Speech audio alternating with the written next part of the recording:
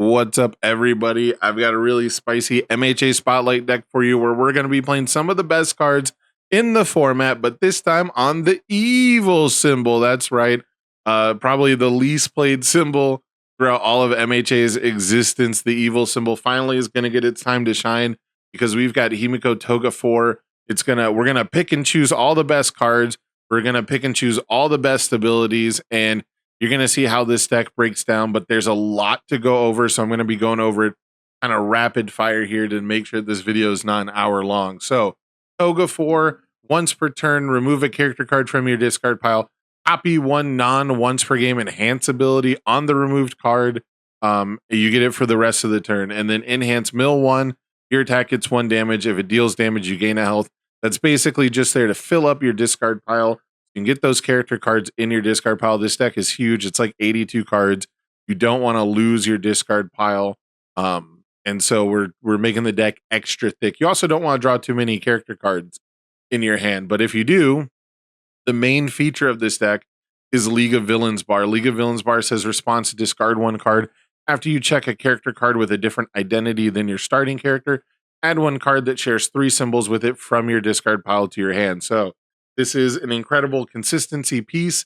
It gives you like -1 speed to everything, which you kind of have to deal with too, but we'll talk about that a little bit later. But for the main focus of this is you check a character card, you can now discard a character card and you'll add something playable to your hand, right? This is how you sort of unclunk your hand when it gets clunky with character cards, but it also just creates a super high level of consistency over the course of the game. So let's go over Spring the Trap first. This is your cantrip. Every MHA deck needs at least 1. 4 difficulty, draw 1 card at minimum attack. Realistically, you probably would want more than 1, but we've got the League of Villains bar, which smooths out the consistency. But this card also has some great synergy with the first package that we're going to talk about. But this card just says if you have a character card in your remove from game pile, you draw a card. So if you've done your once per turn this game, all your Spring the Traps are going to draw you a card. That's something you need in this format. On top of that, you have Enhanced Momentum Flip. Choose 1 card in your card pool. It does not count towards progressive difficulty this turn. This card, that ability is actually amazing. That is so good. But you don't see it in standard because there's not a lot of ways to tutor this card into momentum face up. And on top of that, there's not a lot of characters in standard that want to remove character cards. But Toga's going to do both because probably the most important offensive package in this deck comes from checking Asui 2. Asui 2 has Evil Life Water, and you're not going to want to copy these enhances pretty much ever. Asui is not here for the enhance ability copying. What Asui is here for is to add Tongue Whip to your hand. This is maybe the best attack that MHA ever had. Maybe the best attack that MHA ever had that went unbanned at the very least. This is a great opener attack. It's a great finisher attack. It makes all your other attacks better. It offsets the -1 speed from League of Villains bar. It kills people who block too much. It kills people who don't block at all. It's just a solid attack that the format doesn't really have great answers for. There's not a lot of great card pool clearing. There's not a lot of great damage reducing. So Tongue Whip is going to be an all-star for you pretty much whenever you play it, as long as you've got enough other attacks to bolster with it. Playing multiple Tongue Whips, checking multiple Asuis, sculpting multiple Tongue Whips is going to be an incredibly potent offense. Just drawing 3 of these oftentimes will end the game if you have sufficient damage bump. On top of that, Amphibious Ambush is going to combine incredibly well with Spring the Trap. Spring the Trap is a ranged attack, and so you're going to get to do the combo enhance to clog the rival's card pool, again, overcoming that League of Villains bar -speed. But it also has enhance, add 1 other ranged attack from your card pool to your momentum. You open with Spring the Trap, you play Amphibious Ambush, hopefully you check a 6 on it because we've got so many in the deck. You're then going to clog the rival's card pool. You're going to add Spring the Trap to momentum, so it's not counting towards progressive. You're then going to flip Spring the Trap in your momentum because it's going to go face up from the card pool. And now Amphibious Ambush is not going to count towards progressive. And this is going to put you so far ahead of your opponent. It's going to give you such a huge resource advantage pretty much at any point in the game that you do this. That I think that this combo is super duper strong. And it's basically a Toga4 only combo. You know, this is pretty much a card that's only going to be played in Toga4, and Toga is probably going to be the only one who's really ballsy enough to play League of Villains Bar with Amphibious Ambush. So Oswe 2 not really here for the abilities. She's here for the symbols. You're also going to want to keep in mind that you can pick up first villain encounter. This is an incredibly potent deadlock threat. It makes playing amphibious ambushes easier. It's a high block if you need a high block, so keep that in mind as you're playing the deck. Sometimes it's not always about the attacks, right? If you play against Momo or Eraserhead, this deadlock enhance might just be what saves your life. This is a defensive deadlock for one. You know, clogging the rival's card pool on their turn in deadlock is actually a good way to survive. But on top of that, it's a great way to put the nail in the coffin because we're going to talk about Endeavor 2 next. Endeavor 2 adds Ignited Arrow to your hand. He has really good abilities, I think, for copying offensive. You know, modular speed and damage is potent in this format, getting 3 stats to an attack. You know, 1 damage from Toga, 2 speed from Endeavor is really strong in this format. Toga can heal back the health that he pays, so it can essentially turn into just mill 1 plus 2 speed plus 1 damage, which is really, really strong. Once you've clogged your rival's card pool enough, once they've blocked a fast attack, being able to switch from speed to damage, you know, going from adding plus 2 speed on the early attacks into plus 2 damage on the later attacks, I think is kind of better than any of the other copies you can get. You know, like Mineta can add damage. Also, we can add speed if your attack is not blocked, but not on the first attack. But just being able to say, I'm adding plus 2 speed to everything until you can't block anymore, and then having the option to get damage is really nice in Spotlight format. There's not a ton of characters that get that option. You know, most of them have been errated to be an option. So on top of that, the once per turns aren't terrible. Once per turn -4 speed can definitely save you in a pinch. Once per turn -4 damage does cost you 2 health, but the number one thing off the top of my head is it's anti-jolt technology. Not a lot of electric jolts get a ton of damage pump. Unfortunately, if a Jiro plays it, it'll still deal 1 and like go to momentum. But look for times to use the -4 damage, where it will deny the opponent either hitting a certain threshold or it'll deny the opponent momentum, because the fact that you pay 2 health means it's kind of just like -2 damage.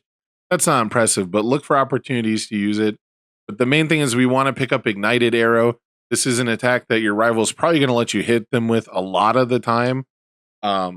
They're more likely to take 5 damage than to let you mill until you pick up another better attack, especially when that attack could be Amphibious Ambush.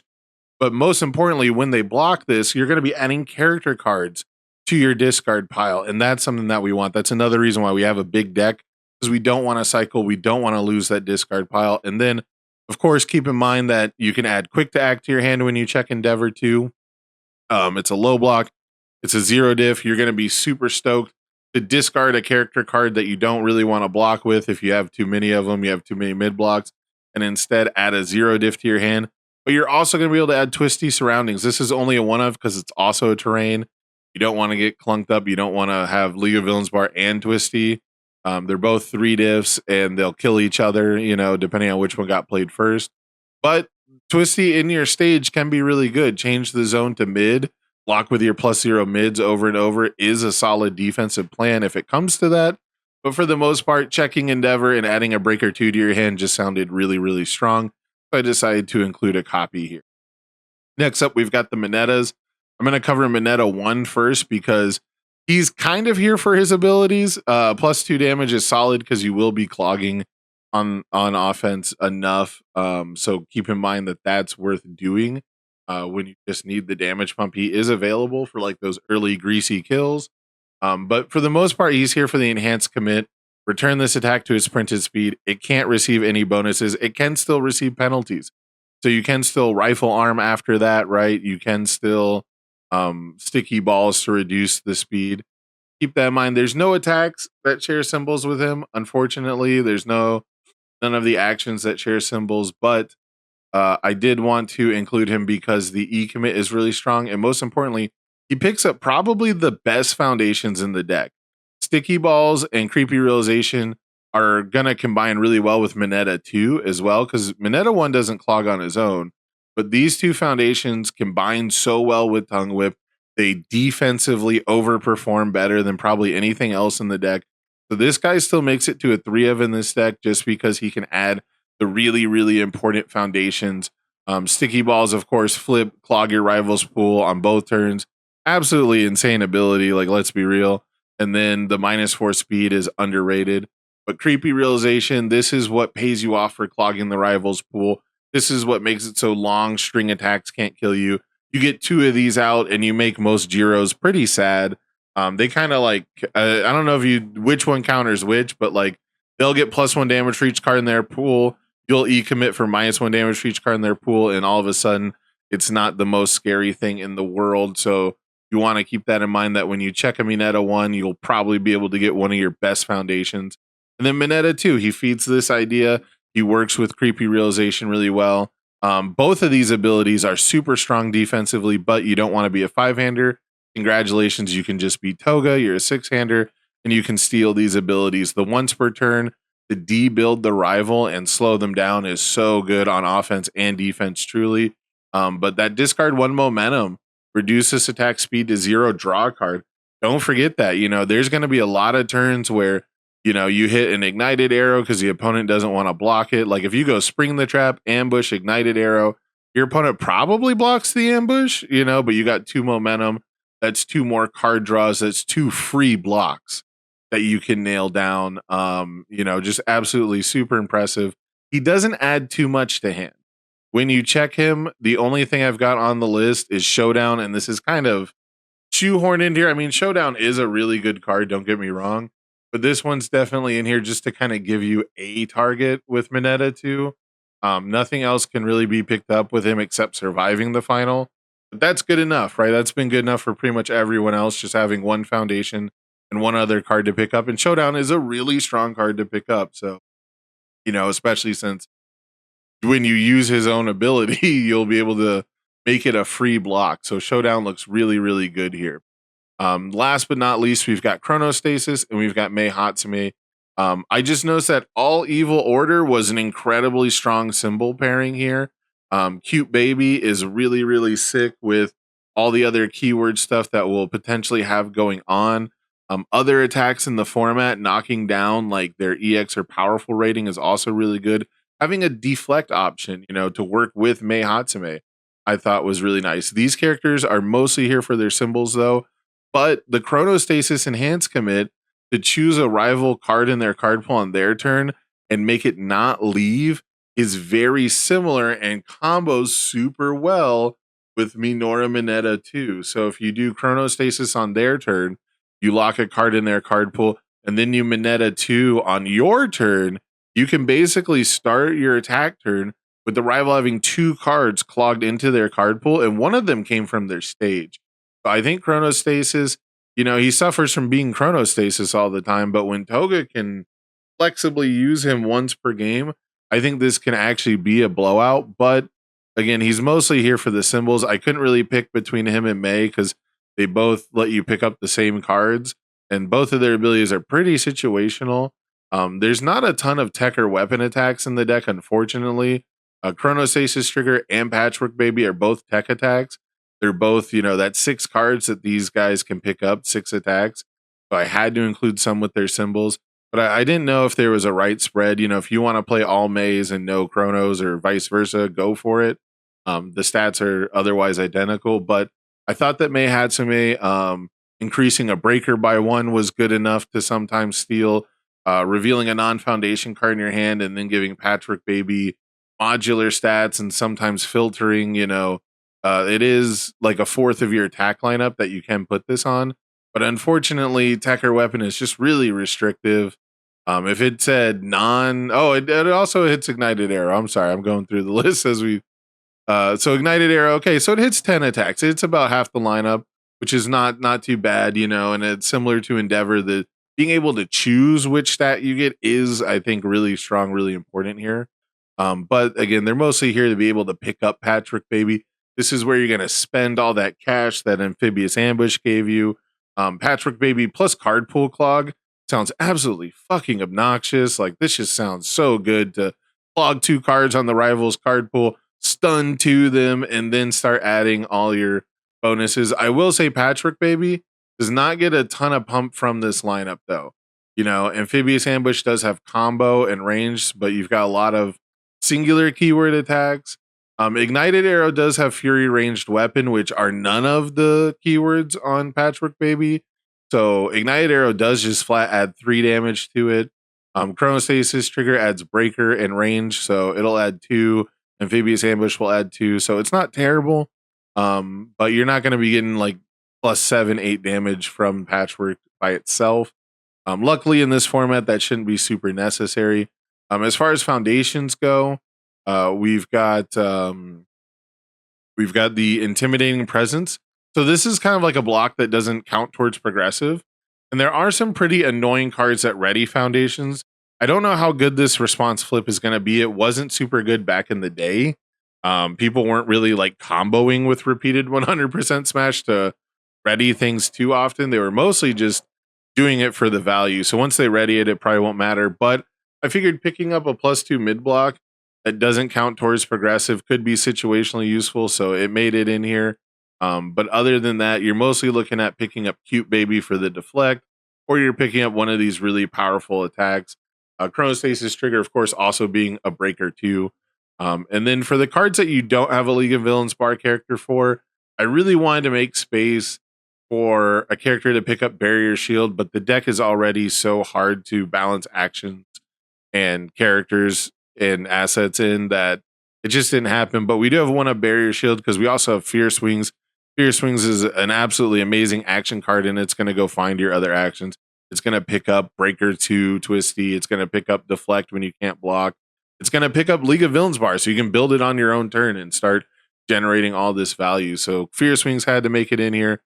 Brute Strength is here with no ability to tutor it because it's just an absolute banger for closing out games.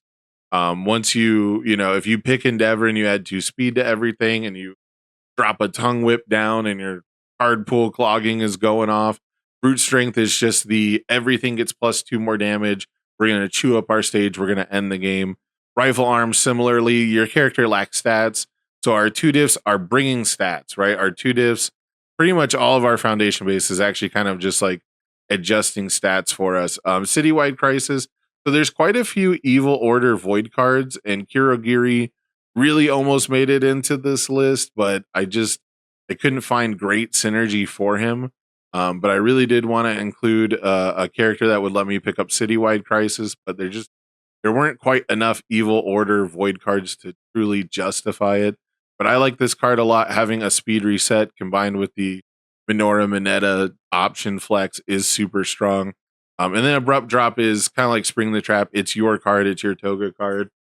You can flip Mill 4 and you will get a random speed bonus, but it fills up your discard pile. So this card can be an absolute shellacking when you get multiples out. Getting this out early fills up your discard pile. And, it made the inclusion even though it's a 4-check. It's really unfortunate that it's a 4-check, but a 1 diff that flips and could randomly give you like 2 to 4 speed is good enough probably to warrant the 4. But what do you guys think? Is there anything that you would add to this deck? Is there a character that you would want to play with League of Villains bar to add any of these cards up back to your hand? Unfortunately, Lady Nagant doesn't really have like an enhance to copy, so I didn't want to add her to the deck. Same thing with Kirogiri. The copying abilities had to be semi-important, or you had to be as good as, add Tongue Whip to hand. But this is my Toga4 Spotlight deck, and I hope you guys have fun playing the evil symbol.